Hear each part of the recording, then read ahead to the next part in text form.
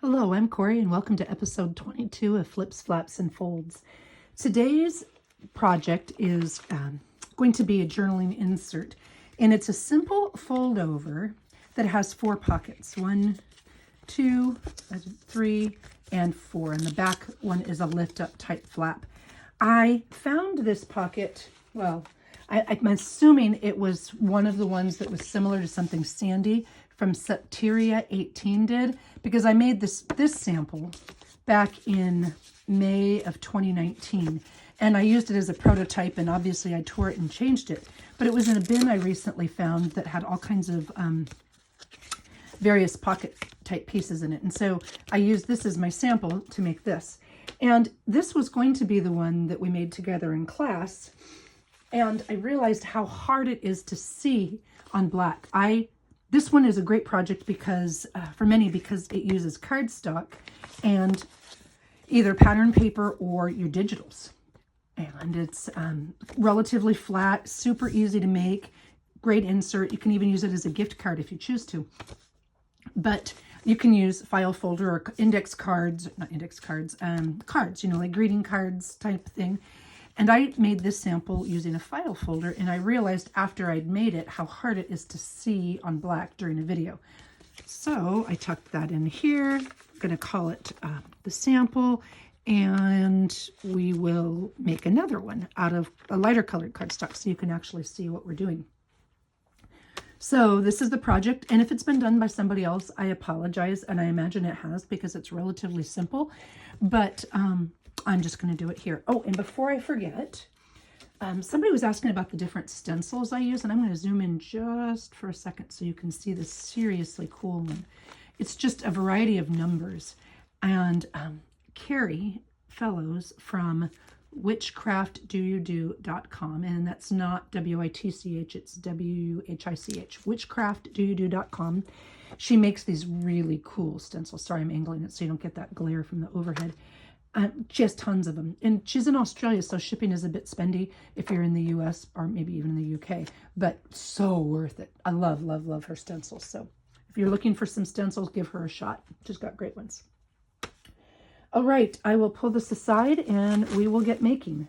This one, I've had some people request that I try to show them to you decorated as well, which is why I showed that one, so you can see how our naked pieces can be decorated.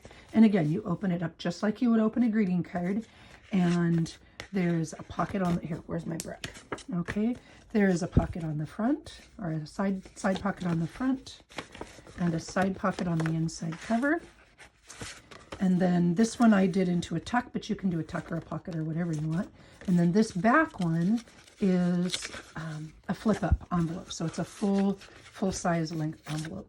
And another nice thing about this, in addition to being cardstock and digital papers, is you can make it any size. It's a super simple pattern that is easy to adjust based on whatever size you want or whatever size materials you have. If you're using a greeting card, you've got some large blank greeting cards, well, you can easily use it to adapt it to this. The big thing is when you finish cutting the cardstock piece, you want about 1.5 inches or so for the back envelope closure. If you go less than 1.5 inches, what happens, I've found, is that your divot will show. And I use Velcro to close it, but if you don't use Velcro, if you use anything to close it, your divot tends to show. So you want between 1.5 inches, 2 inches. I mean, you could even do more, of course, if you liked. But when we cut this piece, it is about 1.5 inches taller than the finished product. Okay, and I will show you how to do that. First, I am going to get the scoreboard, and one of the reasons I chose this particular size that I'm going to be doing today is simply because I had paper in that size, and for no other reason than that. Our finished project is going to be, what did I say? So I trimmed it down to 7 inches from top to bottom is 7 inches, and then side to side is 8.5. So I'm going to have a 1/2 inch score line on one side, and you'll see what I mean in just a moment. So I'm going to score it first of all along this edge at 1/2 inch. Okay, and I'm reaching around here, so if I mess up. Oh, you know what? On that note, I'm going to show you a tip. Well, maybe I'm going to show you a tip. Oh, here's my roller. I know that sometimes, especially when you're working with thicker or sturdier paper, sometimes, well, okay, maybe it's just me, but when I'm scoring it, the piece, my stylus or bone folder will skip. And the way I get around that is, let me get back to this first. Okay, so an inch, about a half an inch for my score line. And I'm doing that so that when we put our back pocket on, there's a little more give. You do not have to do this piece right here, but I find that the back pocket is really tight if I don't have some kind of a gusset or a give for it. So there we go, there's that. I scored it there, and then on the top, oh, sugar. Well, you know what, we'll just fold it over. I'm going to, let's see, so this is the inside, so this will be the back, that will be the back, and then this will be the front of the card. All right, I'm not even going to score it. I'm just, this paper has been coffee dyed, so it's not as strong as some, and I'm not even sure what kind of paper it is, truth to be told. It's some kind of art paper. All right, and so I folded it, I scored this piece and folded it in half, then I folded it in half, so that's going to be our card. Now I've got to do the piece at the top, score the piece at the top for our envelope clasp. And I'm going to do that at 1.5 inches. I just, where did I put it? Right here. 1.5 inches, because that's what I did for the dimensions. Again, you wanted at least 1.5 inches, but you certainly can go a bit more. And I've scored it there. So when it's all said and done, you've got 2 score lines, and you're going to cut 2 little sections out, and I'll show you what they are. So you've got a score line at 1/2 inch and a score at the top at 1.5. All right.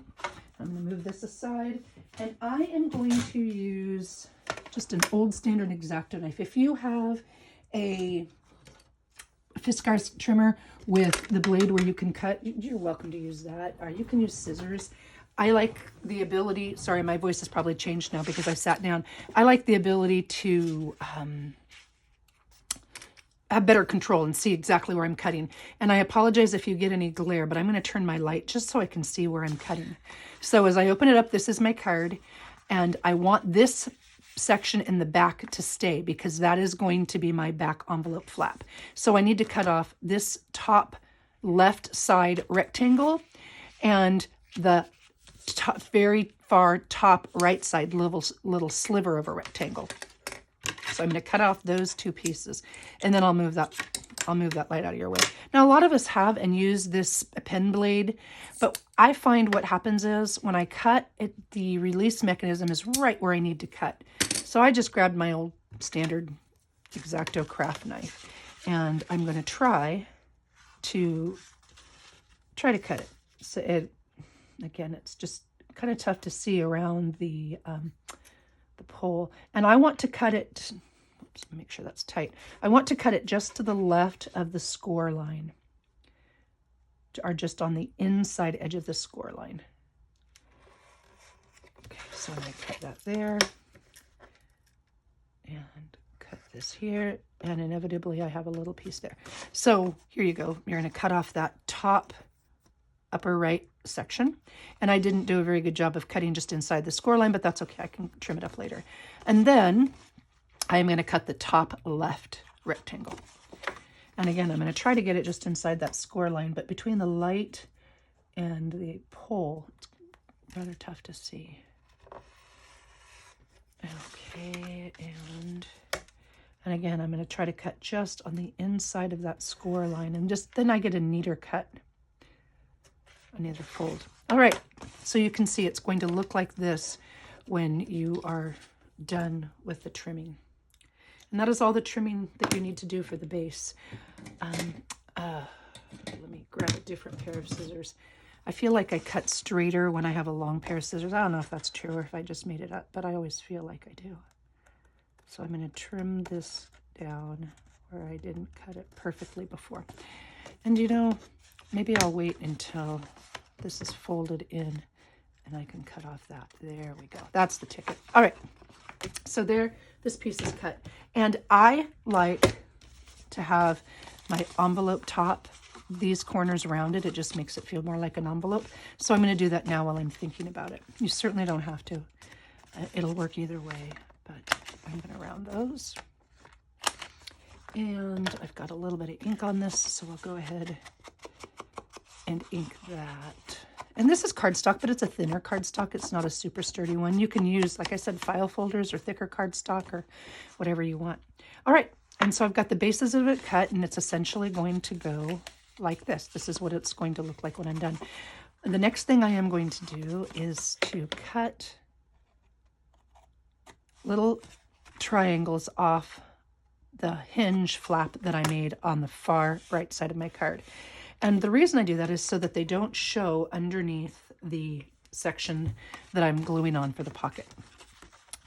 All right, so this is the back and the outside of the card, and this is the front of the card.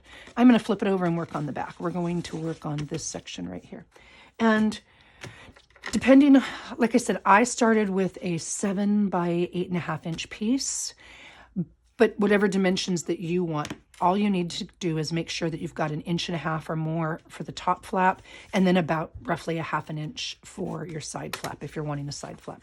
And my final dimension is, what did I say? 1, 2, 3, 4, 5.5 by 4. So I trimmed a piece of paper just short of that.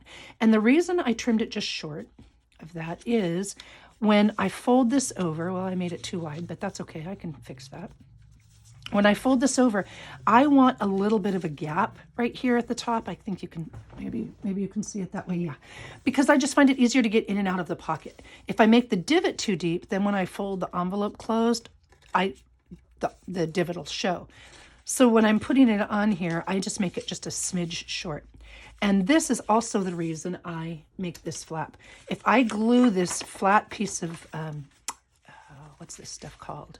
Digital paper. This one is Tracy Fox from Love Junk Journals. I think it's her new wallpaper paper, I believe. I use Oddments a lot too, but I think this is the wallpaper one, and it's new and absolutely love it. Anyway, I'm going to glue this pocket down like so, and I'm going to glue it on all 3 sides. And I just feel like it's easier to put things in to tuck if you've got a little bit of a give. Now, if I were wanting to put something heavy back here, I would cut a second one of these divots or gussets and put it right here. And that would make it even a little bit more give. But I don't want to make this too bulky, so I'm finding that one seems to work pretty well. And I am going to use art glitter glue. Even though this is a digital, I've got it on a little bit thicker copy paper. And here is a great example. Remember I said I cut this down a little bit, so I want to make sure that my top corner doesn't show, and you can see there that it does not show. So I'm going to glue the 3 sides, and I'm going to place this down.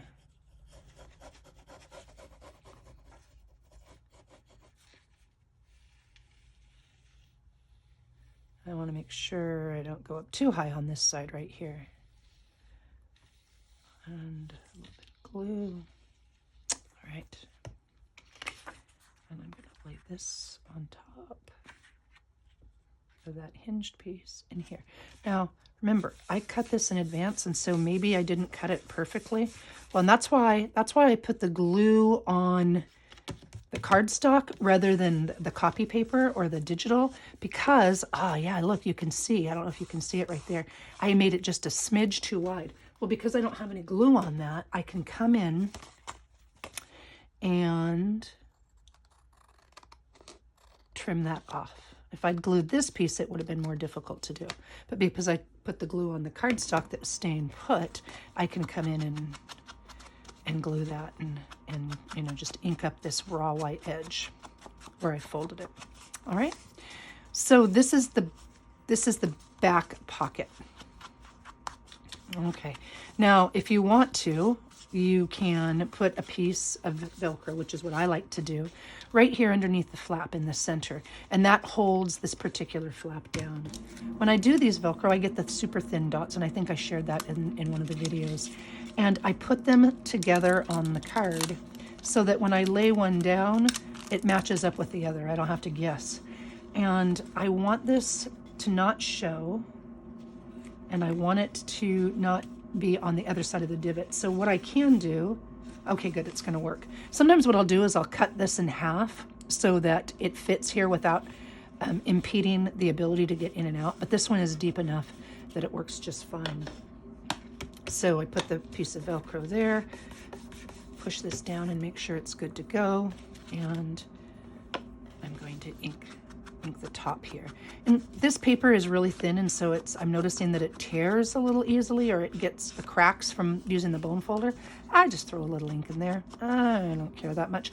You know what on this particular one, because of the way I cut it, would bug me is this side is a little bit wider than that side. So I'm gonna come in right now while I'm thinking about it and just take a sliver. Well, see, now I didn't even cut it straight. Take a sliver off of this side. All right. Okay, take that sliver off. Yeah, okay, I like that. And now I'm gonna come in and round. Maybe I'm gonna come in and round it again and round it where I trim it. And all right, and then there is my back envelope flap done. Okay, and you can see here when you look, and now that the glue has had a chance to dry, it's really flat on this side where there's no gusset or divot, but I've got a lot of wiggle room over here, and that's usually enough to put whatever I want to put inside. All right, the back's done. Let's open it up and do the inside. Okay, and again, I didn't have this scored in advance, so it's not inked. So I'm gonna quickly ink it. I know I promised I wouldn't ink on videos, but I'm gonna break my own rule for just a minute. I find it easier to ink before I glue certain things down. All right, inside. Now, on the one that I did over there, I did a full-length bottom pocket. On this one, I did a corner tuck with a piece of coffee-dyed tracing paper behind it, just because I wanted to. But on this one,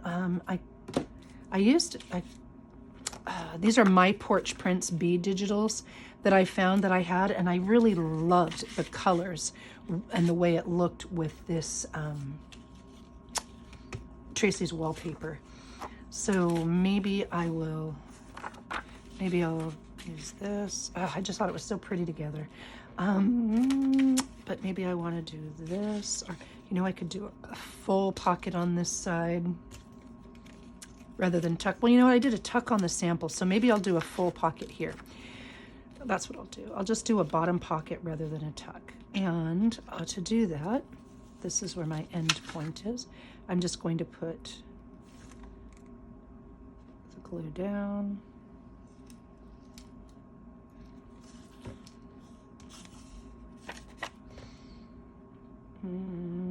Is there an upside down or a right side up on this one? Oh no. Sure, that looks good. I think this is one of those nice papers that's user-friendly, and you don't have to think about which way's up and which way's down. I always appreciate that. So I'll trim this off. And now I will ink this edge. And I had just glued a couple little pieces of the My Porch Prints B paper. I had some scraps left over from a project I did probably 2 years ago, and I really liked the way it looked with this. So I am going to put, yeah, I like it. And you can see I love to use those itty bitty mini tiny brads that you get at Michael's. I've loved them for, well, a long time, since they came out in the scrapbooking card making world. So I still use them on junk journaling, and they don't add too much bulk, I don't think. I mean, there's some little bit of dimension, but I just like them, so I'm gonna use them. All right, so I put that on there. See, simple embellishment. This paper really doesn't need much. And no, that's not the right size. This is it. Okay, and this was the other scrap that I'm using. And now I'm gonna, so I've done the back pocket, the inside back pocket, or a tuck, or whichever you ended up wanting to do. And this piece is going to be the front pocket and the inside pocket. And the way I do that is, it's already trimmed to the right length. I am just going to fold it in half. No scoreboard, no measuring, just gonna trim it or fold it in half. And I am going to, let's see, this is, what did I say it was? 5.5 inches? Yeah, 5.5 inches because 6.5. So if it's 5.5 inches, it needs to be 2 3/4, right, Corey? 2 3/4. Okay, this doesn't have, there we go. I gotta be smarter than the paper. Yeah, so it's 5.5, so 2 3/4 will be halfway. So I'll make a little mark. While it's folded in half, I make a little mark, and I'm going to take my divot out. Now, you certainly can cut each divot independently, but I just find it easier to get equal divots if I do it this way. And then I can come in and ink where I took that divot, and I'll get this, I'm done with this, so I'll make this paper go away. And I'm glad I hit that because now I can make that glare go away, I can see. And then I'll just come in and ink the edge. And ink the edge. All right. Now that my front, and again, upside down, right side up, this paper is pretty friendly either way. I think I like it like this. Yeah, we're going to call it good. And I am going to just flip this folded over piece right over the edge of my card, and I'm going to glue it down. And then I've got my 4 pockets on my little card. And the reason I said you can use this with a greeting card is because it's folded in half, but all you have to do is like take a 1/2 inch or a 1/4 inch off of one side, and that gives you your divot, and then you cut it down a little bit here, and that gives you your back flap. So you can use it with pretty much anything you want. Cardstock, greeting card, file folders, time cards would work great with some of the larger time cards. All right, so I put ink on the top and bottom. Ink, no, this is glue, Corey. I put glue on the top and bottom. And I am going to line this up and put it down. Line it up, push it down. And that is that. That's all there is to it. It's a very simple insert. I paper clipped it in. And in fact, I may swap that one out and put this one in simply because I really like it. And then I can come in and embellish this if I want to or not, or I can leave it blank. Somebody asked about my embellishing, and a lot of times when I embellish, I just grab things out of my bin and I try them out. What do I like? Nah, I don't like that one. It's the wrong shade. I'll take some of my little clusters out. Oh no, that one's too big.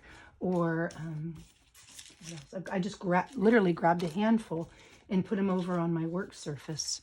So again, I really love the colors, but that's just a little bit too big for that area. I could have put it here. Oh, that would have been pretty too. But I could put it back here, even though the tag, and I could put it under like that. Maybe I'll do that. Or maybe not. Or I could use this one. No, it's just a little too wide. But I just grab some of the pieces that I've already made and I lay them down and try them and see how they look. And that is all there is to that. That is today's episode. Or here it is. I'm going to grab this journal again of Flips, Flaps, and Folds. And it's this one right here. And, I like that one there. Maybe I'll do something different with this one. Oh, that's really pretty. I'll have to use that paper again. A couple things people asked. So we're done with the pocket part. Let's see. I'm trying to remember now what questions were asked because I didn't write it down. I shared about the stencil with Kerry from Witchcraft Do You Do. My Etsy shop. My Etsy shop is open, sort of, and it's called Creating with Scraps. Just kind of like I start every journal with. And I've only got one item in there, and it's absurdly priced simply because I had to put something in to open it. And what I believe I'm going to do is have a set amount, and I have a bunch of these envelopes. So I'm going to put 5 pieces, 5 scrap buster pieces. For sure, a scrap card and a cluster, and then 3 other random pieces in one of these, and I'll have them all ready to go. And then when people purchase them, if they do choose to purchase them, I will just come in and write their address on it and mail it. And the price, if I'm able to do it, will be set at a flat $10. 5 items, $10, and shipping won't change it. Now, most of the envelopes will have the off-white stitching like you see on the vast majority of my things. So if anything is sewn in those, it'll be this off-white stitching because I use that almost all the time. But I thought maybe I would do 5 or so with black stitching, because I know there's some people who much prefer black stitching. So, and I'll indicate on these black stitching, off-white stitching. And I ink the off-white stitching so it never ends up off-white. And when I say that, I ink just about everything. I don't have very many naked things. So the things with black stitching will have the black soot distress ink, and all the other things will have walnut stain. Because those are the ones I use the most. I have others, but those are the ones I use. And then the idea is to make this as simple as possible. So again, my Etsy is creating with scraps, and I will load, hopefully this weekend, the envelopes. I'm probably only going to sell once a month or so when I need to buy books for the kids, because I want to keep the focus on making it for, making things to sell just for what the kids need. At least that's my intent at this point. Oh, somebody else asked. I knew I was going to forget. Somebody else asked about these dome-shaped lids. I use these for stenciling simply because I like the way they work. I really like these brushes for certain things, but when I do stenciling, or especially when I'm inking a die cut, I really like this dome shape. Now these are from scrapbook.com, and they work on the Tim Holtz Ranger whatever daubers too. Now I understand that Tim Holtz has come out with some of these, and maybe they're the same thing. I have no idea if one's better than the other, but I got these a year or two ago on scrapbook.com, and they work great. And you can see the dome kind of just wears down over time, and it gets flatter and flatter, but I've had these on for a really long time. All right, that's all I've got. Thank you for watching. I hope that gave you some ideas, and happy creating.